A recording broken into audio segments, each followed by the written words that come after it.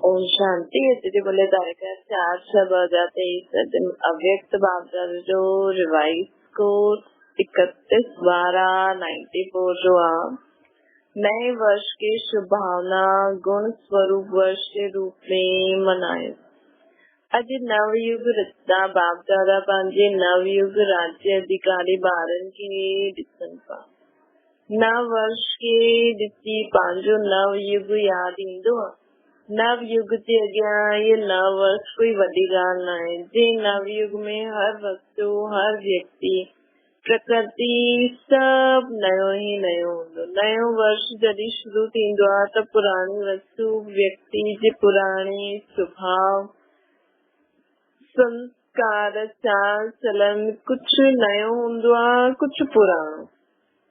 जॾहिं उन ॾींहुं माण्हू प्रतिज्ञा कंदा आहिनि न त नयो वर्ष जॾहिं शुरू थींदो आहे त पहिरियों त उहो प्रतिज्ञा हलाईंदा आहिनि, कई अॻियां बि हलाईंदा आहिनि त कुझु नयो हूंदो आहे कुझु पुराणो। लेकिन असांजे नवयुग में पुराणे जो नाम निशान न हूंदो। व्यक्ति भी नयो अर्थात सतो प्रधान, प्रकृति भी सतो प्रधान अर्थात नई। प्रकृति में भी अॼुकल्ह जीअं पुराणोपन न हूंदो। त नवयुग जी मुबारक सां गॾु नव वर्ष जी मुबारक हुजे। अॼु विशेष नयो वर्ष मल्हाइण जे उमंग उत्साह सां ख़ुशी सां सभी पहुचा आहियो न। त बाप दादा भी दिल सां दुआयूं सहित दिल जी दुआयूं सहित नवयुग जी व नए वर्ष जी डबल मुबारक ॾियनि था। तव्हां सभिनि खे बि डबल यादि आहे या सिंगल यादि आहे? पंहिंजो नवयुग नैननि जे अॻियां बुद्धि में स्पष्ट आहे न। जे चईंदा आहिनि कल्ह सां नयो वर्ष शुरू थियो, ईअं ई चईंदासीं कल्ह खां नवयुग आयो की आयो। एतिरो स्पष्ट आहे न। नशो आहे सभी नवयुग जे राज्य अधिकारी आहिनि। सभी राजा ठाहींदा त प्रजा ठाही अथव। तव्हां सभु त राजा आहियो, लेकिन राज्य किथे कंदव? पंहिंजे मथां त न कंदव न। पंहिंजे मथां कंदा। बाबा प्रश्न पुछनि था बाप दादा नवयुग नयो वर्ष डबल ॾिसनि था न। कल्ह जी ॻाल्हि आहे उहा बि कल्ह ऐं इहा बि कल्ह जी ॻाल्हि आहे। पोइ नवयुग थींदो न।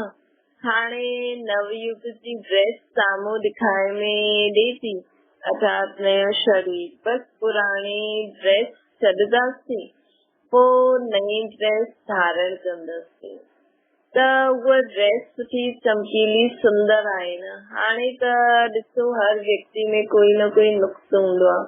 कंहिंजी टंग टेढ़ी हूंदी आहे, कंहिंजी अख टेढ़ी, कंहिंजा होठ हीअं हूंदा आहिनि। नवयुग में सभु नंबर 1 आहे। हर कर्मेन जूं हिकु रेंज हूंदियूं। त अहिड़ी ड्रेस साम्हूं खुटी ते लॻल आहे, बस पाइणी आहे। पंहिंजी ड्रेस सुठी पसंदि आई? ॾिसो पंहिंजी ड्रेस सुठी पसंदि आहे न सभिनि खे। ॾिसो था न। मतिलबु बाबा चईंदा न पंहिंजे भविष्य जी जेको असां पद पाइण वारा आहियूं हुनखे बि ॾिसो, हुनखे बि अनुभव करो कि असां भविष्य में छा ठहींदासीं वञी करे। तॾहिं बाबा चईंदा न 5 स्वरूपनि जो अभ्यास करो। हाणे असां ब्रह्मण आहियूं, पोइ असां कृष्ण ठहींदासीं, पोइ कल्ह देवता ई शरीर धारण कंदासीं, पोइ हुन खां पोइ पूज्य खां पोइ वापसि खां पोइ पूरो चक्कर लॻाइणो आहे असांखे। पोइ भक्ति मार्ग में असांजी पूजा थी थिए। ईअं पाण खे ॾिसो। बाप दादा जॾहिं हर ॿार खे ॾिसंदा आहिनि त छा ॾिसंदा आहिनि? हिकु त हर हिक जे मस्तक ते चमकती हुई मणि श्रेष्ठ आत्मा खे ॾिसंदा आहिनि। साथ साथ हर हिकु ॿार जे श्रेष्ठ लकीर भाग्य जी श्रेष्ठ लकीर खे बि ॾिसंदा आहिनि। हर हिक जो भाग्य केतिरो श्रेष्ठ आहे न। सभिनि जो भाग्य श्रेष्ठ आहे कि कंहिंजो मध्यम बि आहे। सभी नंबर 1 आहिनि न। सेकेंड थर्ड ॿिया अचण वारा आहिनि। अच्छा सभी नंबर 1 आहिनि न। बाबा प्रश्न पुछनि सेकेंड थर्ड ऐं ॿिया अचण वारा। सेकेंड ऐं थर्ड ऐं ॿिया अचण वारा आहियो छा? अच्छा दुनिया वाला सीन है तव्हांजे मुख में गुलाब ऐं बाप दादा चवंदा आहिनि त असां सभिनि जे मुख में गुलाब जामुन सभिनि खे सुठो लॻंदो आहे न। गुलाब जामुन या मिठाई खाइण लाइ बाप दादा हर गुरुवार भोग जो रखियो अथई। भोग में खुद भी खाईंदा आहियो, बाप दादा खे भी स्वीकार कराईंदा आहियो। घर में ठाहियो न ठाहियो, लेकिन गुरुवार जो त मिठो मिलंदो आहे न। ऐं जॾहिं ख़ुशी जो उत्सव थींदो आहे त मुख ही मिठो कराईंदा आहिनि। मिठो मुख अर्थात मिठो मुखड़ो। मुख मिठो आहे त सभु कंदा आहिनि, लेकिन तव्हां सभिनि जो मुख भी मिठो आहे त मुखड़ो अर्थात फेस भी मिठो आहे या थोरो थोरो कड़वो भी आहे। अगर हिकु लकीर भी कड़वे जी हूंदी त अॼु हिन वर्ष के इन ॾींहुं विदाई ॾियण सां गॾु गॾु न थोरे कड़वेपन खे भी सभु विदाई ॾेई छॾियो। बाबा चए थो अगरि थोरो थोरो कड़वोपन आहे मुखड़े में त अॼु वर्ष सां गॾु पुराणो वर्ष वञे थो न। छोजी न 31 जा मां वाक्य आहिनि कि 94 साल जा, त बाबा चए थो पुराणे वर्ष सां गॾु गॾु इहो थोरो कड़वोपन भी विदाई ॾियो। विदाई ॾियण ईंदो आहे कि पास रखणु सुठो लॻंदो आहे या विदाई ॾेई करे पोइ वठी वापसि उनखे लाहींदा आहियो। पोइ चईंदा आहियो असां त छॾणु चाहियूं था लेकिन माया नथी छॾे। इहो त न आहे न। चईंदा आहिनि असां छॾे ॾिनो लेकिन माया अची वई। हुतां अची करे पोइ ईअं पत्र त न लिखंदव, हुते वञी करे पोइ पत्र त न लिखंदव न। विदाई त सदाकाल जे लाइ विदाई। सदाकाल जे लाइ तुंहिंजे मन मुखड़े में जो भी कड़वोपन आहे हुन सदाकाल जे लाइ हुनखे विदाई ॾियो। विदाई ॾियण जो अर्थ ई आहे पोइ अचण न ॾिजो, या कॾहिं कॾहिं अची वेंदी त कोई हर्जो न आहे। छोजी पुराणे संस्कार कईअनि खे ॾाढा सुठा लॻंदा आहिनि। अॼु चईंदा कल्ह खां न कंदसि पोइ परीअं खां परवश थी वञे त हुनखे विदाई न चईंदसि। त विदाई ॾियण भी सिखो। वर्ष खे विदाई ॾियण त कॉमन ॻाल्हि आहे, लेकिन तव्हां सभिनि खे अंश वंश सहित माया खे विदाई ॾियणी। अंश मात्र भी न रहणो खपे। कई बार चईंदा आहिनि 70% 75% त फर्क़ु पइजी वेंदो आहे, ॿियो भी 75% त फर्क़ु पइजी वियो आहे, ॿियो भी पइजी वेंदो। लेकिन माया जे अंश सां वंश ॾाढा जल्दी पैदा थींदो आहे। 25% अंश मात्र भी रहियो त 25 खां 50 ताईं भी ॾाढा जल्दी पहुची वेंदा। हिन करे अंश सहित समाप्त करणो आहे। बाबा जी तो थोरो भी रहियो न, 75 फर्क़ु आहे 25 न आहे त 25 खां 50 भी जल्दी थी वेंदो। हिन करे अंश सहित समाप्त करणो आहे। त नए वर्ष में छा कंदो? पुराणे वर्ष की विदाई ॾियण सां गॾु गॾु माया जे अंश खे भी विदाई ॾियणो आहे। ऐं विदाई सां गॾु गॾु पोइ बाप दादा जी वधाई भी वठणी आहे। कल सभी हिक ॿिए सां मिलंदा त चईंदा नए वर्ष जी मुबारक हुजे, बधाई हुजे। त विदाई ॾियो। विदाई सां गॾु गॾु पंहिंजे खे भी ऐं ॿियनि खे भी सदा फ़रिश्ते स्वरूप जी बधाई ॾियो। आहियो ई फ़रिश्ता, मथां खां हेठि आहियो, पंहिंजो कार्य कयो ऐं इहा उड़िया। ईअं ई चईंदा आहिनि, ईअं ई कंदा आहिनि। उड़ती कला जी निशानियां पंख ॾेखारिया आहिनि। कोई आर्टिफिशियल पंख न आहे, लेकिन इहा फ़रिश्तनि खे जो पंख ॾेखारींदा आहिनि हुनजो अर्थ आहे फ़रिश्तो अर्थात उड़ती कला वारो। त फ़रिश्तो स्वरूप जी वधाई स्वयं खे भी ॾियो ऐं ॿियनि खे भी ॾींदा रहो। सदा फ़रिश्ते स्वरूप जी स्मृति में रहो ऐं ॿियनि खे भी हुन स्वरूप में ॾिसो। फलानिया फलानो न, ये सब फरिश्ता आहिनि। इहे फरिश्ता संदेश ॾियण जे निमित्त आहिनि। सम्झो त सभिनि खे फ़रिश्ते स्वरूप जी मुबारक बाप दादा ॾियनि था। असांखे बि ॾियणी आहे, चाहे कोई कहिड़ो बि हुजे, लेकिन दृष्टि सां सृष्टि बदिली सघंदी आहे।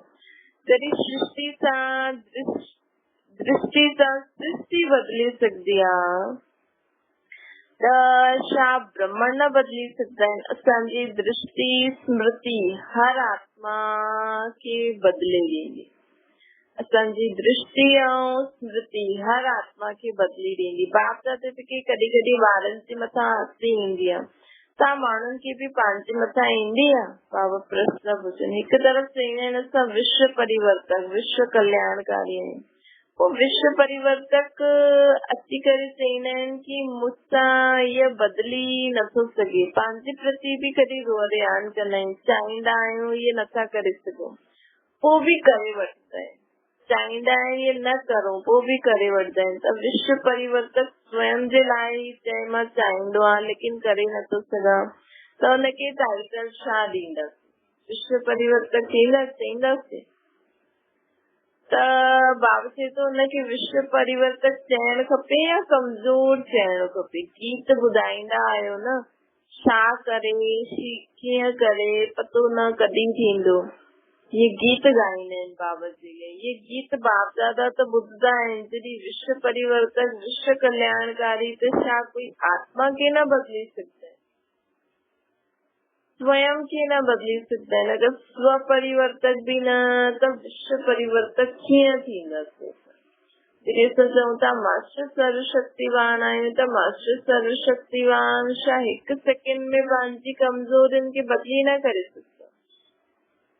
स्व खे नथा परिवर्तन करे सघूं, स्वयं खे चऊं था मास्टर सर्वशक्तिवान विश्व परिवर्तन, त कीअं कहलाईंदासीं? बाप दादा चईंदा आहिनि हिन वर्ष जी विशेष दृढ़ प्रतिज्ञा स्वयं सां करो।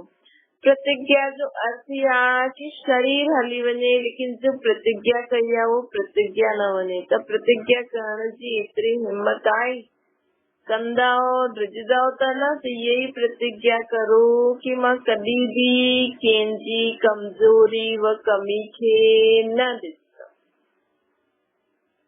कॾहिं बि कंहिंजी कमी कमज़ोरी खे न ॾिसंदमि। हूंदी त सही, साम्हूं वारे में कमी कमज़ोरी आहे त नज़र त अचे थी, लेकिन हुनखे असां शुभकामना सां हुनजी कमी खे ख़त्म करण जो उहो संकल्प करो। ईअं न कि अरे हिन में त ईअं न। कंहिंजी बि कमज़ोरी कमी खे न ॿुधंदासीं, न ॻाल्हि चईंदासीं मुख सां, न ॿुधंदासीं, न मुख सां चईंदासीं, न ॾिसंदासीं। ईअं असांखे बाप दादा सां प्रतिज्ञा करणी आहे, त करणी आहे। त इहो वर्ष छा थी वेंदो? इहो वर्ष थी वेंदो शुभ भावना गुण स्वरूप वर्ष। हर वर्ष खे पंहिंजो नाम ॾींदा आहिनि। जॾहिं इहा प्रतिज्ञा सभी करे वठनि त इहो वर्ष छा थी? शुभ भावना गुण स्वरूप वर्ष। मंज़ूर आहे? पोइ हुते वञी करे बदिली न वञिजो। पोइ चईंदा आहिनि मधुबन में त वायुमंडल सुठो हुयो न, हिते त वायुमंडल जो संग आहे न। परिवर्तक कहिड़े बि संग में न अची सघंदो आहे, कंहिंजे बि प्रभाव में न अची सघंदो आहे। अगरि परिवर्तक ही प्रभाव में अची वियो त परिवर्तन छा कंदो? हिन करे हिन वर्ष खे गुण मुहूर्त शुभ भावना वर्ष जे रूप में मल्हायो।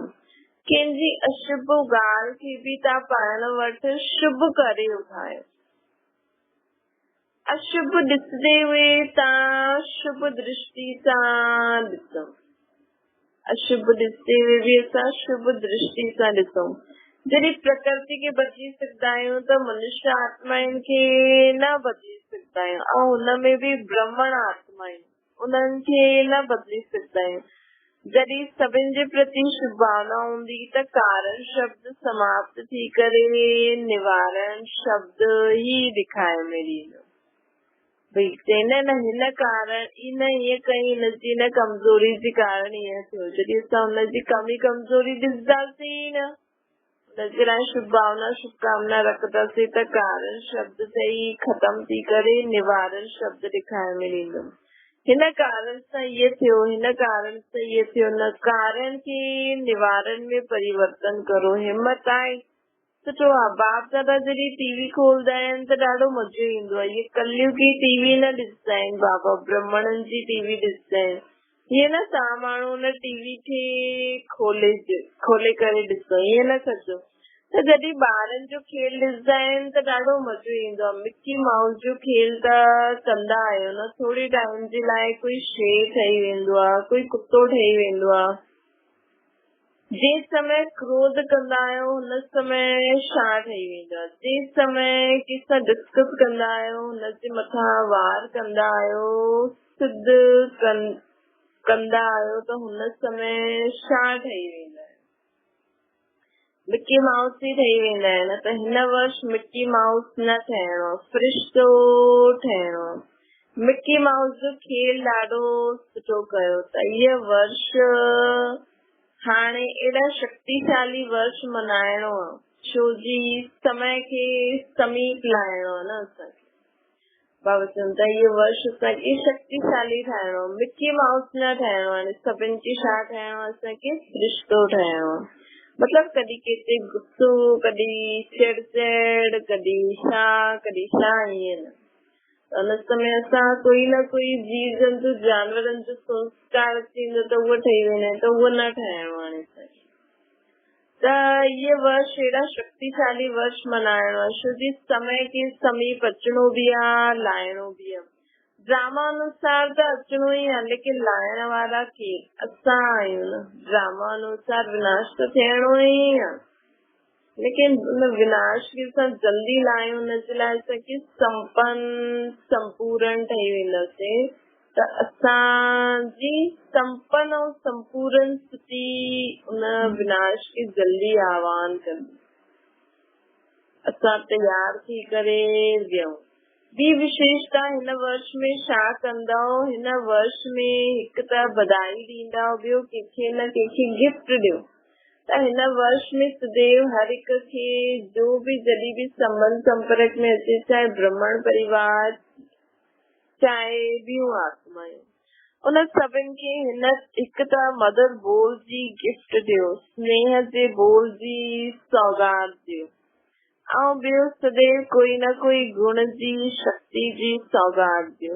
इहे सौगात सेकेंड में बि ॾेई सघंदा आहियो, ईअं न चई सघंदा आहियो कि टाइम न मिलियो। न वठण वारनि खे टाइम हुयो, न असांखे टाइम हुयो, ईअं न चई सघंदा आहियो। लेकिन अगर पंहिंजी श्रेष्ठ भावना, श्रेष्ठ कामना जी वृत्ति आहे त सेकेंड जे संकल्प सां, दृष्टि सां, सेकेंड जे संकल्प सां, दृष्टि सां, पंहिंजी दिल जी मुस्कुराहट सां सेकेंड में बि कंहिंखे ॾाढो कुझु ॾेई सघंदा आहियूं। इहे कॾहिं करे सघंदा आहियूं जॾहिं सुधा सां मन में शुभ भावना रखंदासीं न सर्व जे लाइ। तॾहिं असां सेकेंड में दृष्टि ऐं दिल जी मुस्कुराहट द्वारा श्रेष्ठ कामना जी वृत्ति, श्रेष्ठ भावना सां असां उन्हनि खे सेकेंड में संकल्प सां, दृष्टि सां, पंहिंजी दिल जी मुस्कुराहट सां हुननि खे कुझु न कुझु ॾेई सघंदा आहियूं। त बाबा चवनि था कि जो बि अचे हुनखे गिफ्ट ॾियणो आहे, ख़ाली हाथ न वञे। त एतिरी गिफ्ट असां वटि आहे कि हिकु ॿ ॾींहं ॾींदव पोइ ख़तम थी वेंदी। सभिनि जो स्टॉक भरियल आहे कि कोई जो स्टॉक थोरो घटि आहे।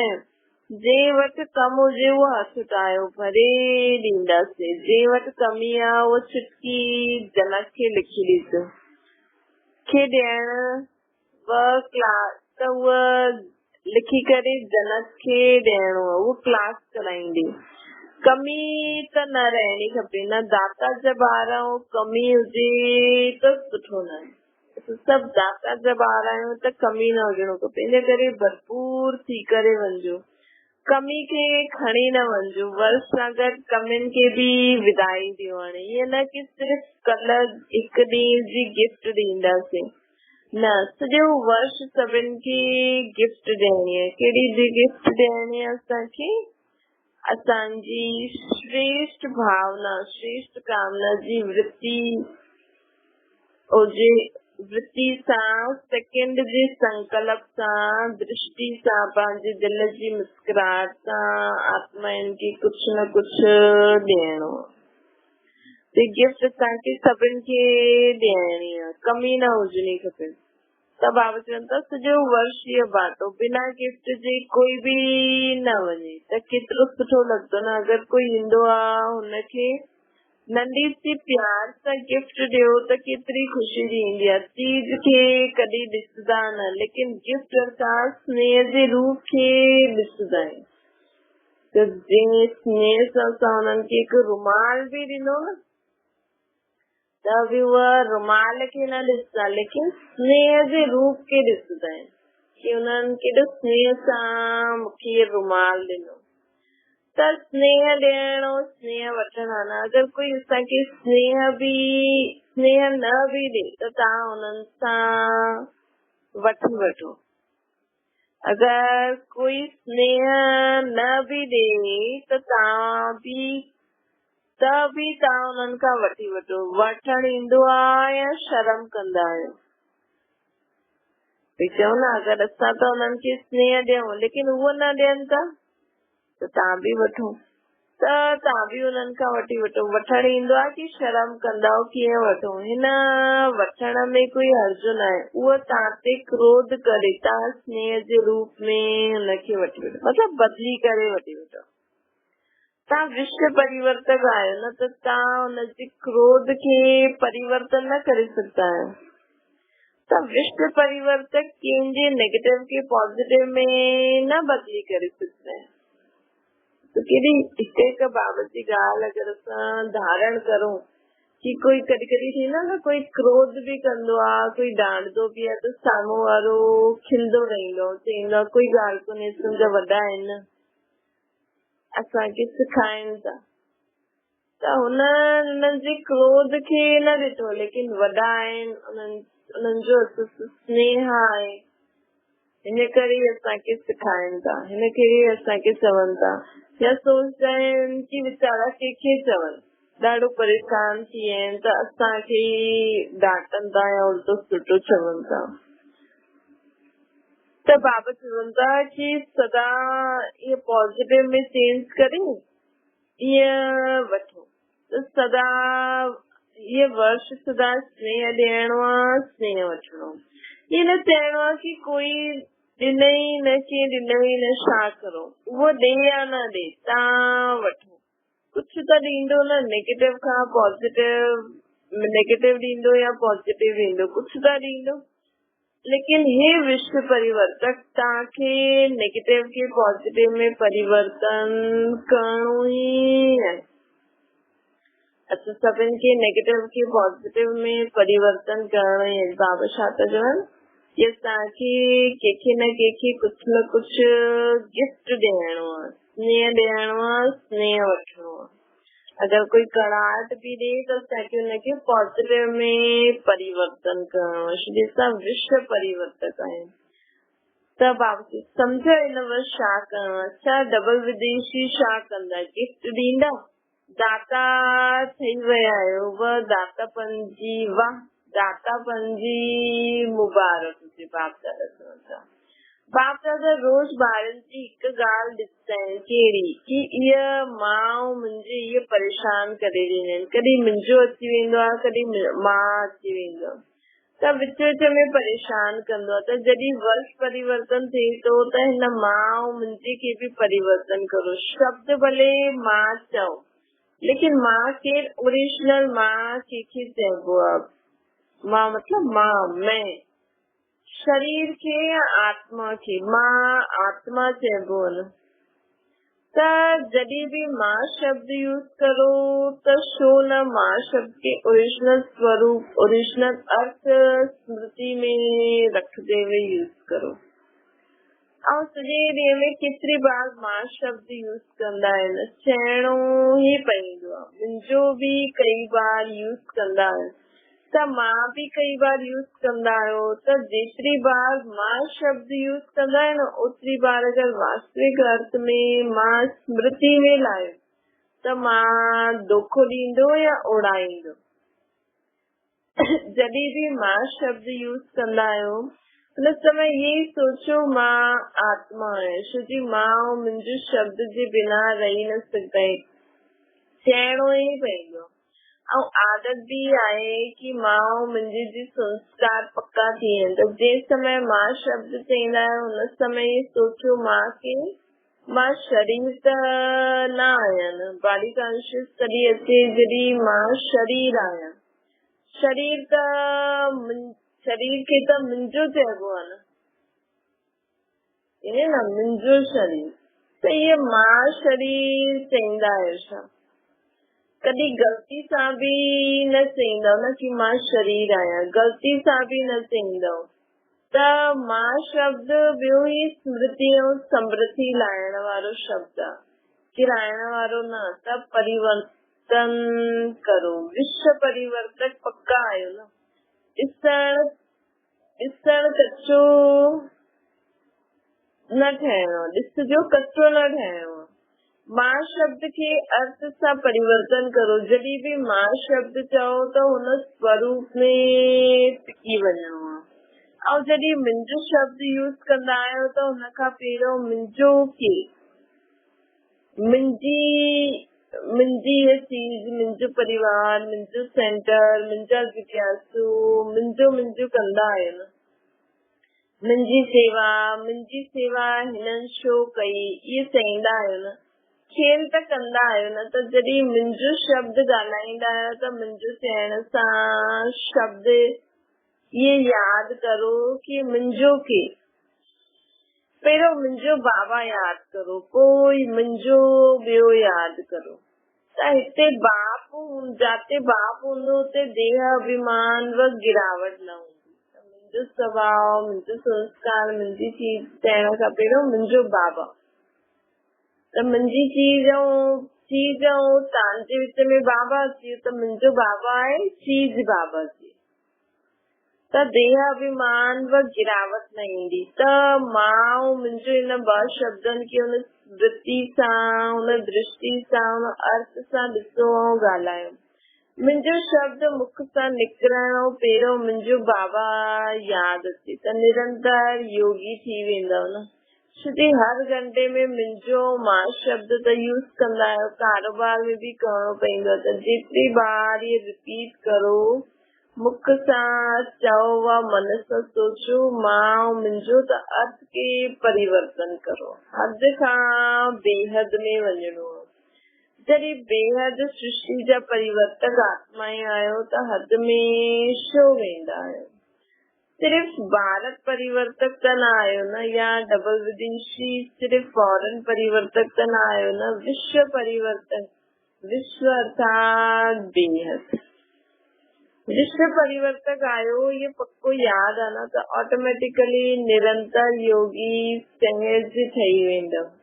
मेहनत न करणी पवंदी, छो जी भाव ऐं भावना बदली वेंदी। भाव में मां आत्मा, मुंहिंजो बाबा, त मेहनत न करणी पवंदी। अच्छा, चारों ओर जे नव युग जी राज्य अधिकारी श्रेष्ठ आत्माएं खे सदा स्व परिवर्तन और विश्व परिवर्तन जे निमित्त विशेष आत्माएं खे सदा पुरुषार्थ में नवीनता श्रेष्ठता लाइण वाला सर्व स्नेही आत्माएं खे सदा पुरुषार्थ में नवीनता और श्रेष्ठता लाइण वाला सर्व स्नेही आत्माएं खे सदा बाप जो नाम प्रत्यक्ष करण वाला सपूत आत्माएं खे सदा बाप जो नाम प्रत्यक्ष करण वाला सपूत आत्माएं खे सदा मुंहिंजो ऐं मां जो यथार्थ भाव ऐं अर्थ में लाइण वाला सहज योगी आत्माएं खे बाप दादा जो यादि प्यार ऐं नमस्ते वरदान। अॻियां पुठियां सोचे समझी करे हर कार्य करण वाला ज्ञानी को आत्मा त्रिकालदर्शी ठो। जो बालक त्रिकालदर्शी अर्थात ट्रिलिंग कालन जो ज्ञान बुद्धि में रखी अज्ञा पुटिया सोचे समझी करे कर्म करना है हर कर्म में सफलता मिलती है। ये न ॾाढा बिजी हुयासीं इन करे जो कम साम्हूं आयो वो करण शुरू कयो न। कोई भी कर्म करण खां पहिरियों ये आदत पइजी वञे कि पहिरियों टिनी कालनि वारा सोचो। त्रिकालदर्शी स्थिति में स्थित थी करे कर्म करो तो कोई भी कार्य व्यर्थ व साधारण न वेंदो। स्लोगन पंहिंजी संतुष्ट ऐं खुशनुमा जीवन से सेवा करो तॾहिं चईंदासीं सच्चा सेवादारी। पंहिंजे संतुष्ट ऐं खुशनुमा जीवन द्वारा सेवा करो तॾहिं चईंदासीं सच्चा सेवादारी। अच्छा, ओम शांति।